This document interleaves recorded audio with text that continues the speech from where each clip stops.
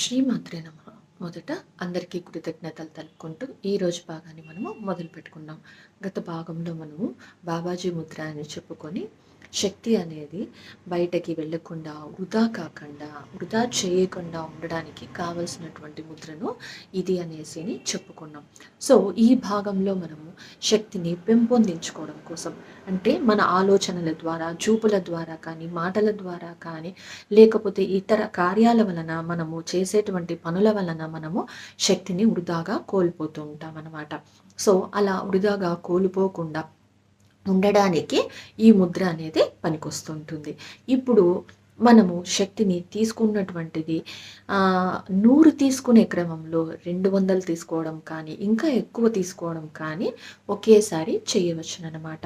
So ఇదంతా కూడాను మనం ఆల్రెడీ చెప్పుకున్నట్లు ఆలోచనలను నిర్వహించుకుంటూ మనము ఏ ఆలోచనలు లేకుండా నిర్వికల్పాల్లో కావచ్చు, సవికల్పాల్లో కావచ్చు, సమాధి స్థితిలో కూడా కావచ్చు అనమాట. సో నిలువరించుకుంటూ మనము ఈ ముద్రలు వేసుకుంటూ ముందరికి వెళ్ళవలసినటువంటి అవసరం ఉంటుంది. సో ఈ విధంగా మనము శక్తిని పెంపొందించుకోవడానికి ఏ ముద్ర అనేసి అంటే మనము ఇలా పెట్టుకోవాలన్నమాట. సో ధ్యానం చేసేటప్పుడు ఈ విధంగా ఈ కలయికతో మనము అంటే బొటనవేలు యొక్క ముందరి భాగము ఈ రెండింటి వేళ్ళ యొక్క ముందరి భాగంతో మనకు కలిపి ఉండవాలి. మనకు బాగా గుర్తుపెట్టుకోవాల్సిన విషయం ఏమి అనేసి అంటే ఇక్కడ నాకు గోర్లని నేను తాకడం లేదు, తాకించడం లేదు. బాగా గుర్తుపెట్టుకోండి. మీకు అలా కనిపిస్తూ ఉంటే మళ్ళీ చెప్తున్నాను. సో మనకి ఇక్కడ ఏమైపోతుంది అంటే గోరును తాకిచ్చినాము అనేసి అంటే అది వేరే ముద్ర అయిపోతుంది. సో మనకు గోరుని తాకించకుండా మనం కేవలం ఈ 3 భాగాలని కలిపి ఉంచుకోవాలి. సో ముందర మాత్రమే వేరే యొక్క టిప్స్ మాత్రమే తగులుతూ ఉండాలి. సో మనకి గోరు అనేది తగలకూడదనమాట.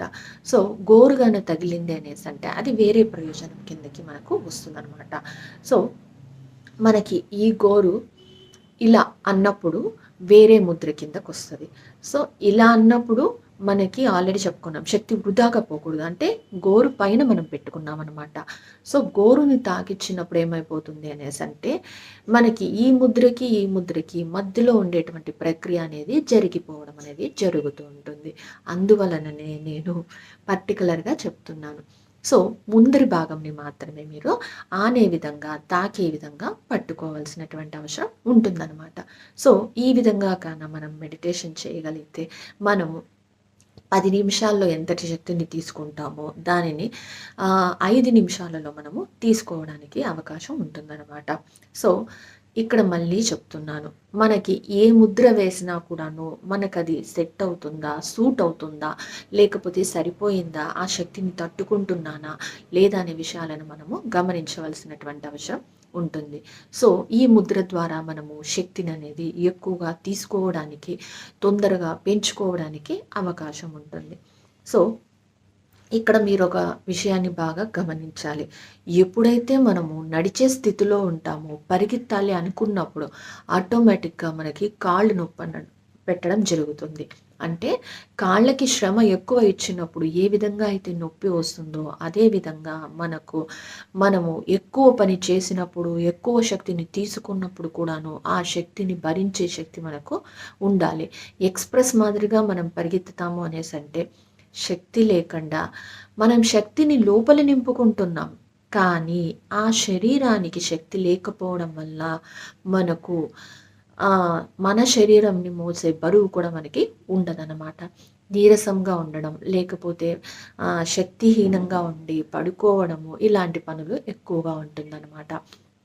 సో ఏ రోగము ఉండదు, కానీ ఏ పని చేయలేకుండా నీరసంగా ఉంటూ సుస్తుగా ఉంటూ మనం పడుకోవడం అనేది జరిగిపోతుంది. అందువలననే ఇది శక్తిని మనము పెంపొందించుకునేది అని చెప్పడానికి కారణమైంది.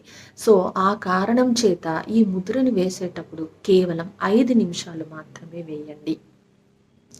గత భాగంలో మనం 10 నిమిషాలు చెప్పాను, కానీ ఈ భాగంలో 5 నిమిషాలే చెప్తున్నాను.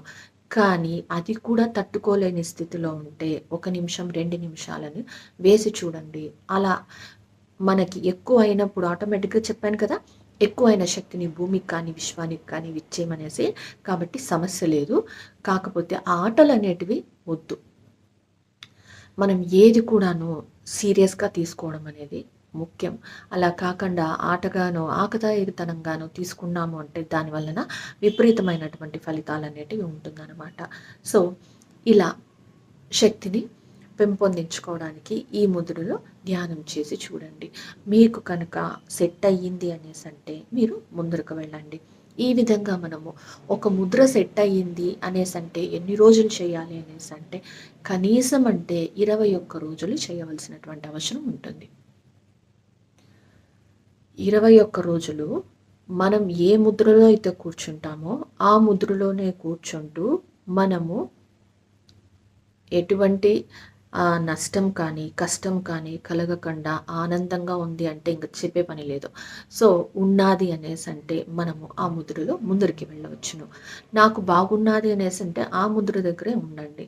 నాకింకా ఎదుగుతున్నాననేసి మీకు అనిపించినా కూడా ఆ ముద్రలో ఉండండి. అలా కాదు, ఓకే, ఈ ముద్ర నాకు 21 రోజులు సెట్ అయింది, పర్వాలేదు, బాగుంది అని అనుకుంటే మీరు ఇంకొక ముద్ర అనేది ప్రాక్టీస్ చేసుకోవచ్చు. ఇక్కడ వారానికి ఒక వీడియో చెప్పేస్తున్నాను కదా అనేసి అని చెప్పి మీరు తొందరపడి ముద్ర అనేది మార్చాల్సినటువంటి అవసరం లేదు. ఇది కేవలం నేను మొదటి నుంచి చెప్తున్నాను. నేను జ్ఞానాన్ని పంచడం కోసం అనేసి వారానికి ఒకసారి చేసేస్తూ ఉన్నాను. అలా కాకుండా ధ్యాన సాధనలు మాత్రము అంతంత తొందరగా మీరు చేయడానికి తొందరపడద్దండి. సో, ఎప్పుడైతే మనము ఒక ముద్ర తర్వాత ఇంకొక ముద్ర మనకి సెట్ అవుతుంది అనుకుంటామో, అప్పుడు ముందరికి వెళ్ళండి. మనము ఏది కూడాను పరిపూర్ణంగా తీసుకున్నాము అనేసంటే దానిలో ఎటువంటి క్వెషన్స్, డౌట్స్ మనకి జీవితంలో రాదనమాట. శక్తిని వృధా పోకూడదని గత భాగంలో ముద్ర చెప్పాము. ఈ భాగంలో శక్తిని పెంపొందించుకోవడానికి ముద్ర చెప్పాను.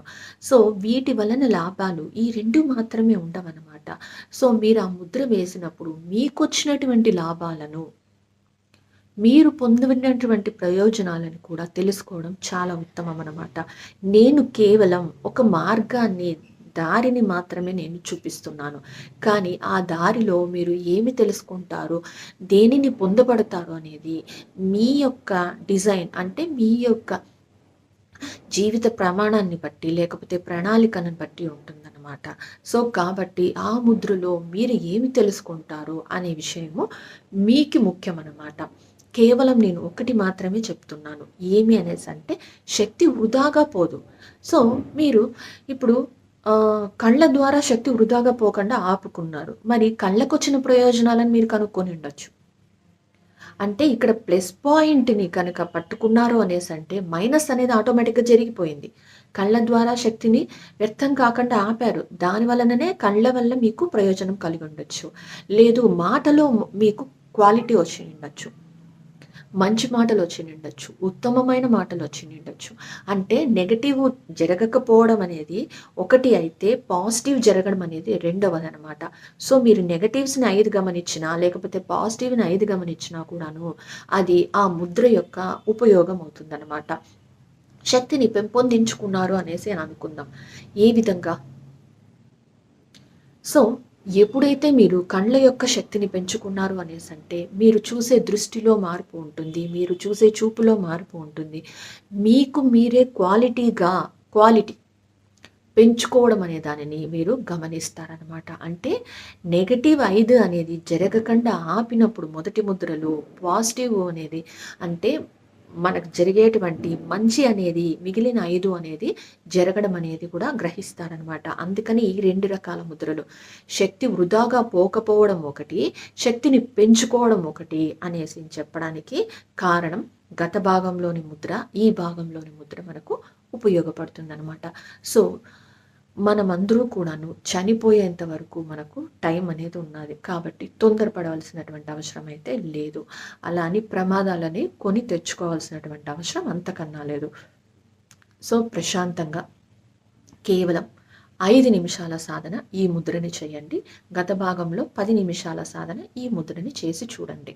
అంతేకానీ ప్రయోజనాలు ఉన్నాది, లేదు, లేకపోతే వివిధ రకాలైనటువంటి ఏ అనుభూతిని పొందినా ఒకవేళ మీకు డౌట్స్, క్వెషన్స్ వచ్చినా కూడా నాకు కామెంట్ రూపంలో తెలియచేయండి. దానికి కావాల్సినటువంటి వివరణ ఇస్తాను. ఎందుకు అనేసంటే మీరు చేసే విధానంలో ఎక్కడ లోపం ఉన్నది అనేది నేను తెలుసుకొని దానికి కావాల్సినటువంటి రెమెడీని మీకు నేను ఇస్తాననమాట.